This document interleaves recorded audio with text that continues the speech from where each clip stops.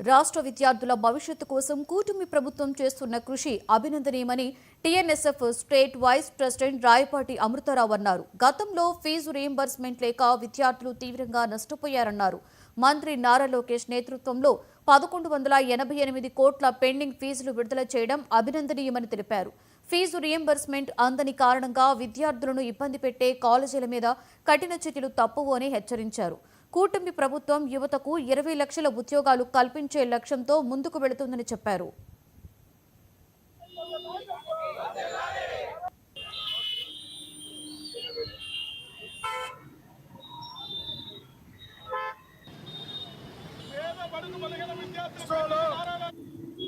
పేద బడుగు బలహీన వర్గ విద్యార్థులు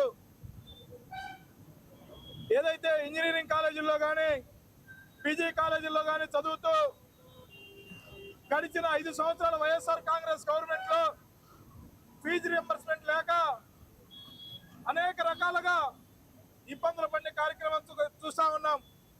ఏదైతే కూటమి ప్రభుత్వం అధికారంలోకి వచ్చిందో చంద్రబాబు నాయుడు గారు, పవన్ కళ్యాణ్ గారి నేతృత్వంలో, మంత్రి నారా లోకేష్ గారి ఆధ్వర్యంలో విద్యాశాఖ మంత్రి అయిన రోజు నుంచి ఈ రాష్ట్రంలో విద్యాశాఖలో అనేకమైన మార్పులు చోటు చేసుకున్నా ఉన్నాయి.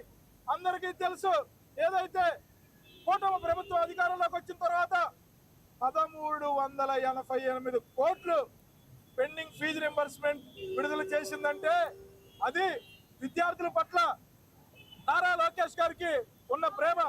ప్రతి విద్యార్థిని తన సొంత తమ్ముళ్లాగా, తన సొంత కొడుకులాగా ఏ విధంగా అయితే చూసుకుంటారో అదే విధంగా ఈ రాష్ట్రంలో ప్రతి విద్యార్థిని చూసుకునే బాధ్యత నారా లోకేష్ గారు తీసుకున్నారు.